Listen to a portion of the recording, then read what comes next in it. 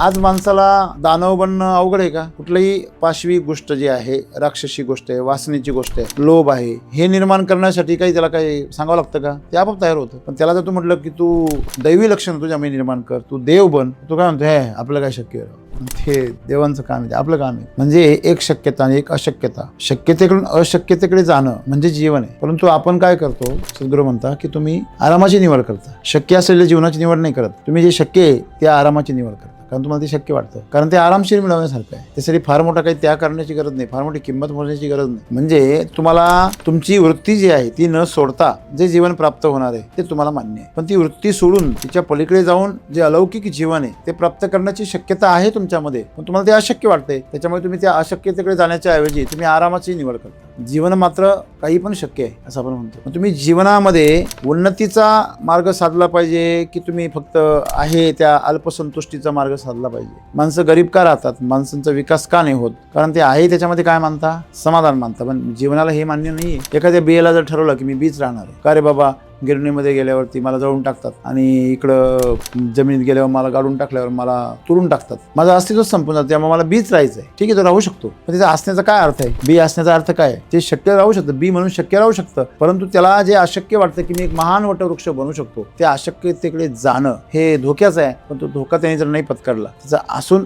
नसल्यासारखं आहे. हे सद्गुरू सांगतात. तुम्ही असून पण नसल्यासारखे का? तुम्ही जे करताय ते तुमच्या जागेवर दुसरं कोणी पण करू शकतो. काय विशेष? तुम्ही असं काही कार्य केलं पाहिजे जे तुमच्या जागेवर दुसरा कोणी करू शकत नाही. मी जर शाळा मास्तर म्हणून जर विचार करत बसलो असतो की बापरे एवढी कंपनी, एवढं सगळं ते व्याप आणि एवढं सगळं ते शेतकऱ्यांचं कार्य, हे मला शक्य आहे का? तर मी अजून तिथे मास्तरच असतो. मास्तर असणं काही वाईट नाही, परंतु संकुचित जीवन हे तुमच्या जीवनाला मर्यादित करून टाकतं. मर्यादित केल्यामुळे तुमचं जीवन निराशेने भरतं, निगेटिव्हिटीने भरतं. तुम्हाला पंख फुटणार होते पण तुम्ही ते छाटून टाकले, कारण तुम्हाला वरती आकाशात गेल्यावर खाली पडण्याची भीती आहे, कारण तुम्ही लोकांना खाली पडून मिळालं पाहिलेलं आहे. मग तुम्हाला भरारीच नको आहे, रिस्क बी नको आणि ते यश बी नको. मग आपलं चाललंय ते बरं आहे. हे जीवन सर्वजण निवडतात. त्याच्यामुळे त्यांच्या जीवनामध्ये लौकिक विकास पण होत नाही ना, अलौकिक विकास सुद्धा होत.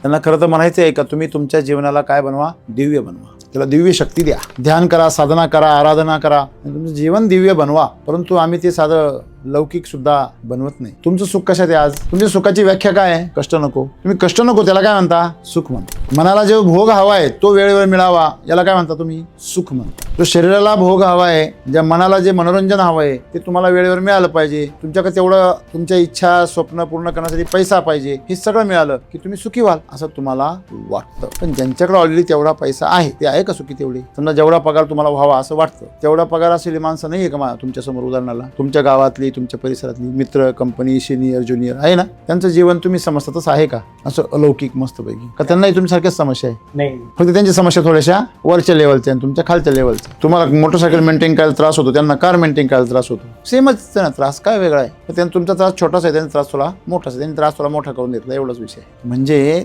तुम्ही तुमच्या परिसरामध्ये लौकिक जीवनाची जी व्याख्या केलेली आहे त्या लौकिक जीवनामध्ये तुम्ही सुखाचीच अपेक्षा करता. सुख म्हणजे काय अपेक्षा करता तुम्ही? हे आराम भेटला पाहिजे. सद्गुरू तेच तर सांगताय, आराम म्हणजे जीवन नाही. मग तुम्ही काय अपेक्षा केली पाहिजे? की जीवन सुंदर झालं पाहिजे. जीवन सुंदर होणं म्हणजे काय हे माहिती आहे का तुम्हाला? जीवन सुंदर होणं म्हणजे तुम्ही नेहमी आनंदी राहणं, तुम्ही कोणत्याही गोष्टीने न थकणं. काल महाशिवरात्र होती. महाशिवरात्री निमित्त आपण रात्रभर ब्रह्मगिरीला प्रदक्षिणा घालतो. प्रदक्षिणा घालण्यासाठी माझं शरीर आणि माझी ऊर्जा ही टिकली पाहिजे, आणि घालून आल्यानंतर त्या दैवी पर्वताची शक्ती मला मिळाली पाहिजे, त्या दैवी मंदिराची शक्ती मला मिळाली पाहिजे. मग त्याची शक्ती जर तुम्हाला मिळत असेल तर तुम्ही थकतात कसं काय? हा, तुमचं शरीर थोडंसं त्रासू शकतं, तुमचं शरीर थोडंसं थकू शकतं, पण तुम्ही कसं काय थकता? म्हणजे हे सगळं झाल्यानंतर जर तुम्ही थकत नसाल आणि तुमची ऊर्जा जर तीव्र होत असेल तर म्हणजे तुम्हाला जीवनातलं काहीतरी सूत्र काय झालेलं आहे, सापडलेले, जे दुसऱ्याकडे नाहीये. रात्रभर 26 किलोमीटर पायपीट करून तुम्ही मंदिरामध्ये परत दर्शन घेऊन जेव्हा घरी पोहोचता 6:30 वाजता,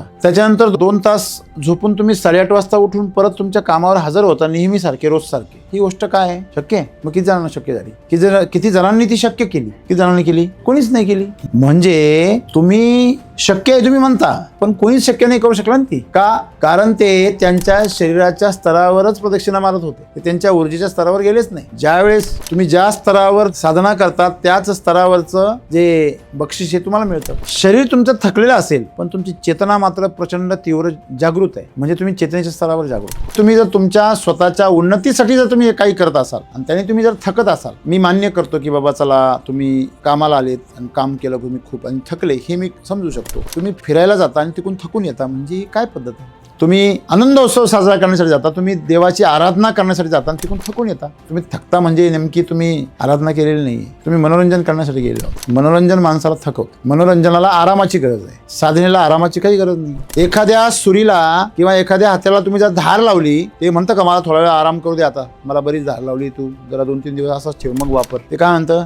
लगेच वापरेल का? तसं तुम्ही तुमच्या जीवनाला जेव्हा धार लावता तेव्हा तुमचं जीवन अधिक सक्रिय होणं गरजेचं आहे की ते बधीर होणं गरजेचं आहे? ते तुमचं काय होतं? बधीर होतं. म्हणजे तुम्ही चुकीच्या स्तरावर त्या जीवनाची अनुभूती घेताय. तुमच्या जीवनामध्ये शरीर आणि त्याचं मन ही त्याची प्रतिकृती आहे आणि त्याच्याद्वारे तुम्ही जीवनाचा आनंद घेण्याचा प्रयत्न करता, तो तुम्ही कधीच मिळू शकत नाही. तुम्ही एक बीज होता, बीज म्हणून तुम्ही आज अस्तित्वात आहात आणि तुम्ही तुमचा वटवृक्ष करू शकता. तुम्ही वटवृक्ष आहात आणि तुम्ही त्याच्यापासून हजारो बीज उत्पन्न करू शकता आणि त्या ठिकाणी जंगल निर्माण करू शकता. ही त्या एका बीजाची काय आहे? दुसरी शक्यता. त्याची ही पण शक्यता आहे की ते कुजेल, त्याला कीड खाऊन टाकेल, ते नष्ट होईल. तुम्ही त्याची जर अलौकिक शक्यतेकडे त्याला नेलं नाही तुम्ही, तर ते लौकिक शक्यतेमध्येच नष्ट होईल.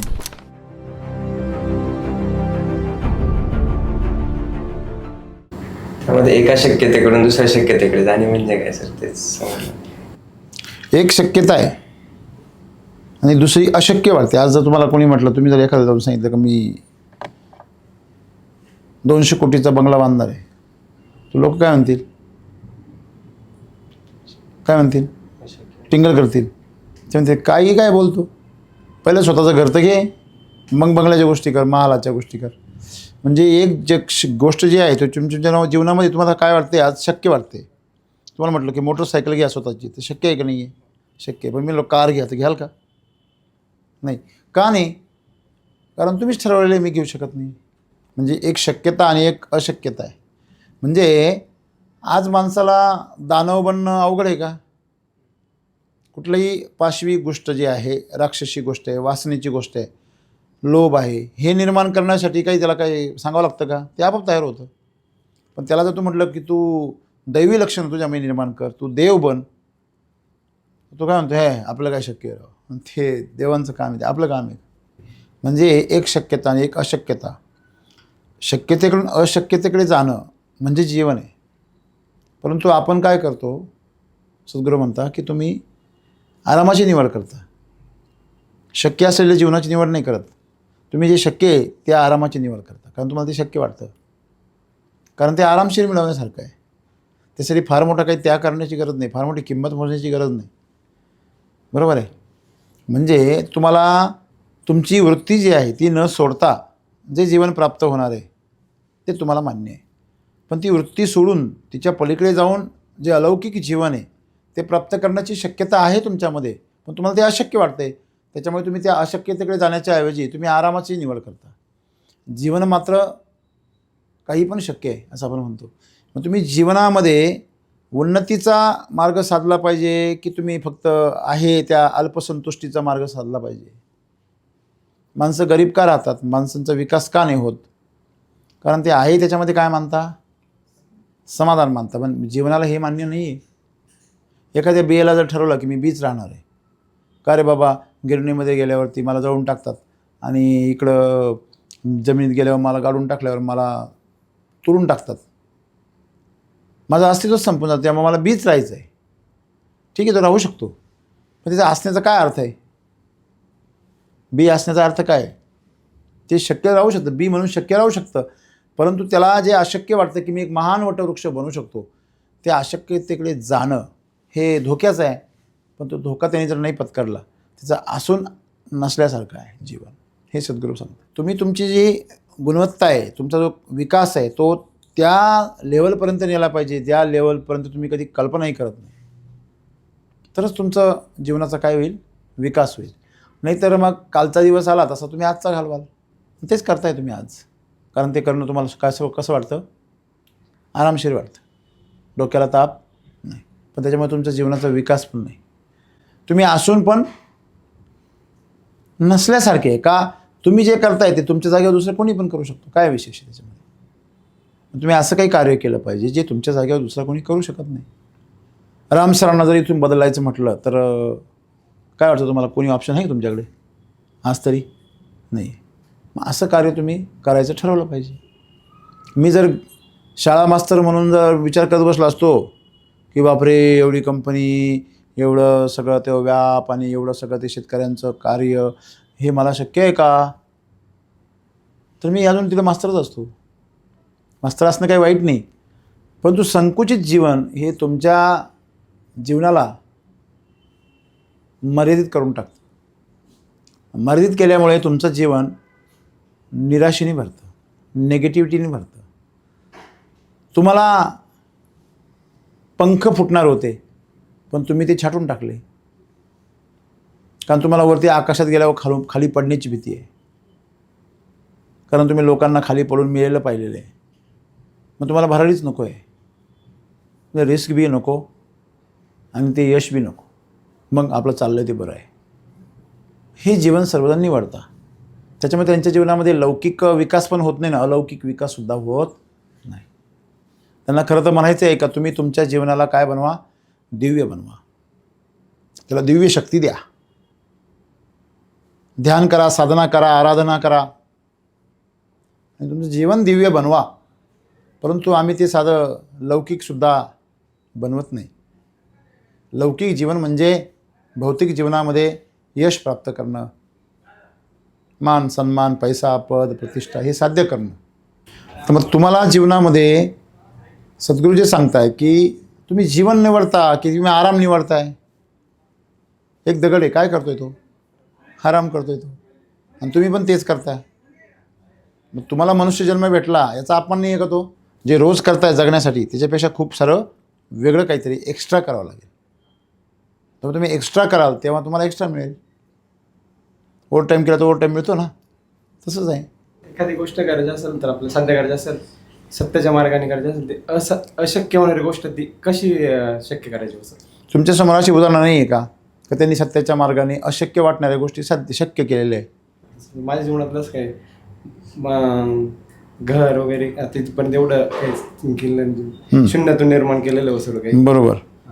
ते अशक्य होणारी गोष्ट मी शक्य करून. बरोबर. किती लोक आहे असे तुमच्यासारखी का त्यांनी पण हे केलेलं आहे? असं आहे ना सर, एक्झाम्पल भरपूर लोक आहेत ना. हो, आहे. नाही, तुमच्या परिसरामध्ये असे तुमच्या परिचयाचे असे भरपूर लोक आहे जे गावाकून आले आणि त्यांनी तिथं काय केलं? स्वतःचं अस्तित्व निर्माण केलं, तुमच्यापेक्षा आणखीन मोठं निर्माण केलं. असे पण आहेत ना. आहे ना. रिकामे आले होते आणि पूर्ण साम्राज्य निर्माण केलं आहे ना असे. आहे. मग अनेक लोकांनी केलं आहे. मग ते अशक्य वाटायचं काही कारण नाही. तुमचा तो बुद्धीचा तो संकुचितपणा आहे का तुम्हाला ती गोष्टी फार अशक्य वाटत होत्या. पण आज तुम्ही जर विचार करता या क्षणी का बाबा ही गोष्ट मला अशक्य वाटते पण ती मला हवी आहे, ती मी मिळवू शकतो, ती मिळवायला पाहिजे, अशी कुठली गोष्ट तुम्हाला वाटते? समजा तुम्हाला जर एखादा देव प्रसन्न झाला, चुकून तुमचा नंबर लागला, जे भक्त वेगळा असेल पण ते आधार कार्ड नंबरमध्ये गोंधळ झाला म्हणून तुमचा नंबर लागला असं समजूया आपण. देवाला म्हटलं बोला संपतराव तुम्हाला मी काय देऊ? तुम्ही काय म्हणाल पटकन? मला काय द्या? शरीर म्हणजे काय द्यावा हा प्रश्न पडला तर तेच आता प्रश्न पडला आहे, काय मागावं? विचार करा, काय मागाल तुम्ही? सुखात ठेवा. अच्छा, मी तिथं पण आरामच मागाल. तुमचं सुख कशात आहे आज? तुमच्या सुखाची व्याख्या काय आहे? कष्ट नको. तुम्ही कष्ट नको त्याला काय म्हणता? सुख म्हणता. मनाला जो भोग हवा आहे तो वेळेवर मिळावा याला काय म्हणता तुम्ही? सुख म्हणता. जो शरीराला भोग हवा आहे, ज्या मनाला जे मनोरंजन हवं आहे ते तुम्हाला वेळेवर मिळालं पाहिजे. तुमच्याकडे तेवढं तुमच्या इच्छा स्वप्न पूर्ण करण्यासाठी पैसा पाहिजे, हे सगळं मिळालं की तुम्ही सुखी व्हाल असं तुम्हाला वाटतं. पण ज्यांच्याकडे ऑलरेडी तेवढा पैसा आहे ते आहे का सुखी तेवढे? समजा जेवढा पगार तुम्हाला व्हावा असं वाटतं तेवढा पगार असलेली माणसं नाही आहे का तुमच्यासमोर उदाहरणाला? तुमच्या गावातली, तुमच्या परिसरातली मित्र, कंपनी, सिनियर, ज्युनियर आहे ना? आहे. त्यांचं जीवन तुम्ही समजता तसं आहे का? असं अलौकिक मस्तपैकी? का त्यांनाही तुमच्यासारख्याच समस्या आहे? नाही. फक्त त्यांची समस्या थोड्याशा वरच्या लेवलच्या आणि तुमच्या खालच्या लेवलच्या आहे. तुम्हाला मोटरसायकल मेंटेन करायला त्रास होतो, त्यांना कार मेंटेन करायला त्रास होतो. तुम्हाला तुमच्या घराचं हप्ते फेडायचा त्रास होतो, त्यांना त्यांच्या मोठ्या बंगल्याचा हप्ते फेडायचा त्रास होतो. सेमच ना त्रास, काय वेगळा आहे? पण त्यांना तुमचा त्रास छोटासा आहे, त्यांचा त्रास थोडा मोठासा आहे. त्यांनी त्रास थोडा मोठा करून घेतला, एवढाच विषय आहे. म्हणजे तुम्ही तुमच्या परिसरामध्ये लौकिक जीवनाची जी व्याख्या केलेली आहे, त्या लौकिक जीवनामध्ये तुम्ही सुखाचीच अपेक्षा करता. सुख म्हणजे काय अपेक्षा करता तुम्ही? हे आराम भेटला पाहिजे. सद्गुरू तेच तर सांगताय, आराम म्हणजे जीवन नाही आहे. तुम्हाला सगळं मिळालं, बंगला आहे, गाडी आहे, सगळं आहे, पण तुमच्याकडे आरोग्यच नाही आहे.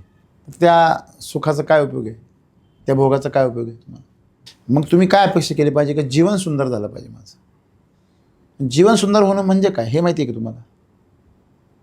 जीवन सुंदर होणं म्हणजे तुम्ही नेहमी आनंदी राहणं, तुम्ही कोणत्याही गोष्टीने न थकणं. काल महाशिवरात्र होती. महाशिवरात्रीनिमित्त आपण रात्रभर ब्रह्मगिरीला प्रदक्षिणा घालतो. प्रदक्षिणा घालण्यासाठी माझं शरीर आणि माझी ऊर्जा ही टिकली पाहिजे. आणि घरून आल्यानंतर त्या दैवी पर्वताची शक्ती मला मिळाली पाहिजे, त्या दैवी मंदिराची शक्ती मला मिळाली पाहिजे. मग त्याची शक्ती जर तुम्हाला मिळत असेल तर तुम्ही थकता कसं काय? हां, तुमचं शरीर थोडंसं त्रासू शकतं, तुमचं शरीर थोडंसं थकू शकतं, पण तुम्ही कसं काय थकता? बरोबर आहे ना? म्हणजे हे सगळं झाल्यानंतर जर तुम्ही थकत नसाल आणि तुमची ऊर्जा जर तीव्र होत असेल तर म्हणजे तुम्हाला जीवनातलं काहीतरी सूत्र काय झालेलं आहे, सापडलेलं आहे, जे दुसऱ्याकडे नाही आहे. रात्रभर 26 किलोमीटर पायपीट करून तुम्ही मंदिरामध्ये परत दर्शन घेऊन जेव्हा घरी पोचता 6:30 वाजता, त्याच्यानंतर 2 तास झोपून तुम्ही 8:30 वाजता उठून परत तुमच्या कामावर हजर होता, नेहमीसारखे, रोजसारखे. ही गोष्ट काय आहे?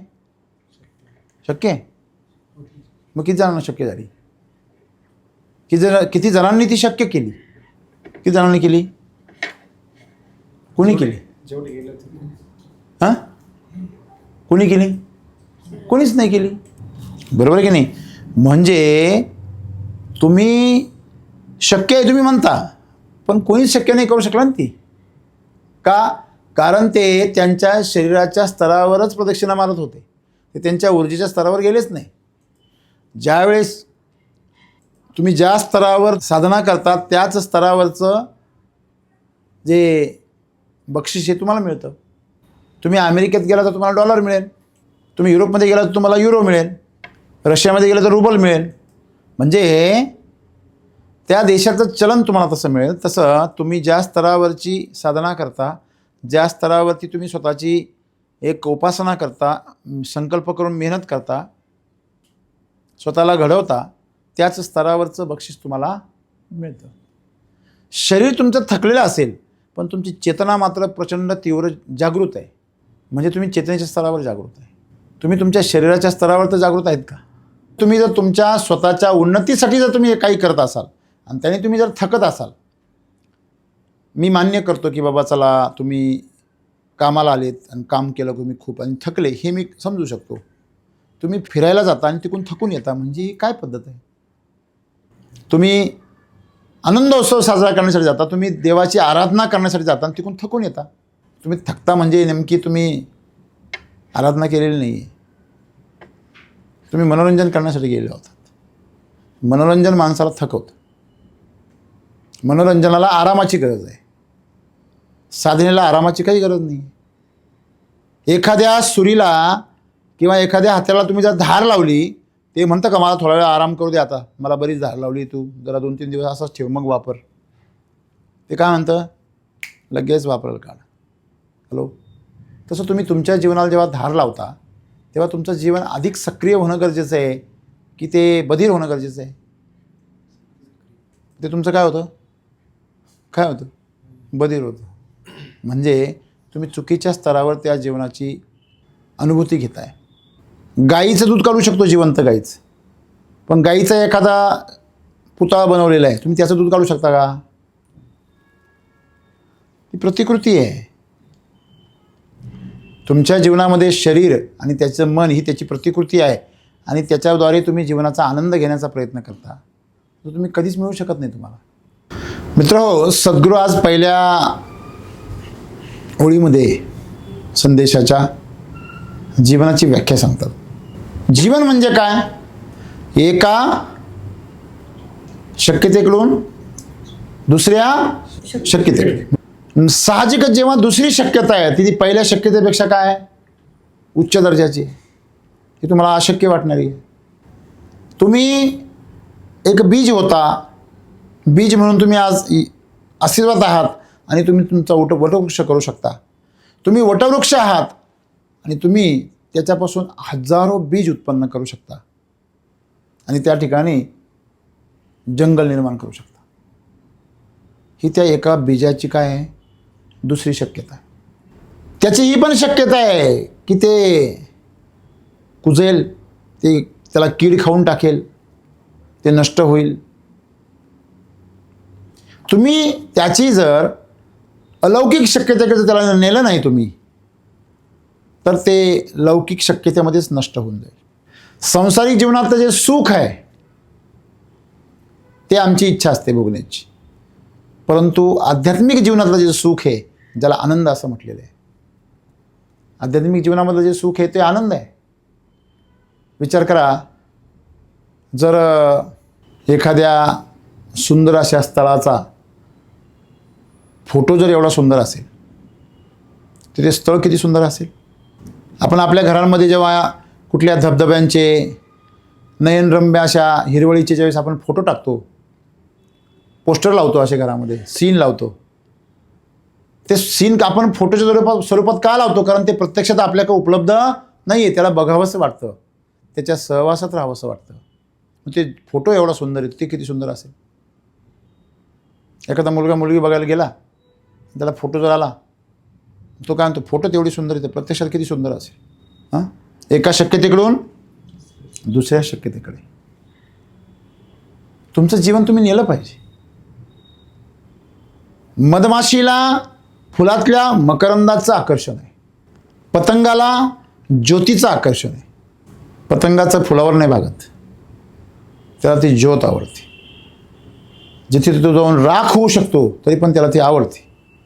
आपण आपल्या जीवनामध्ये आज जे आपण जगतो आहोत ती एक शक्यता आहे आणि तुम्ही जे जगू शकले असते किंवा तुम्ही जगू शकता ती पण एक काय शक्यता आहे. आणि त्या अनेक शक्यता आहे, अशी एकच शक्यता आहे असं नाही. तुम्ही तुमच्या जीवनाचे विविध अंग जर पाहिले तर तुमच्यासाठी अनेक शक्यता उपलब्ध आहेत. जसं तुमचं वय होत जातं तसतशा शक्यतांचे पर्याय काय होत जातात, कमी होत जातात. हळूहळू ते धुसर होत जातात. बरोबर आहे. बी जर खराब व्हायला लागलं तर त्याची उगवण्याची क्षमता किंवा उगवण्याची शक्यता काय होते, कमी होते. आणि म्हणून आपण स्वतःला नेहमी कसं ठेवलं पाहिजे, जिवंत ठेवलं पाहिजे.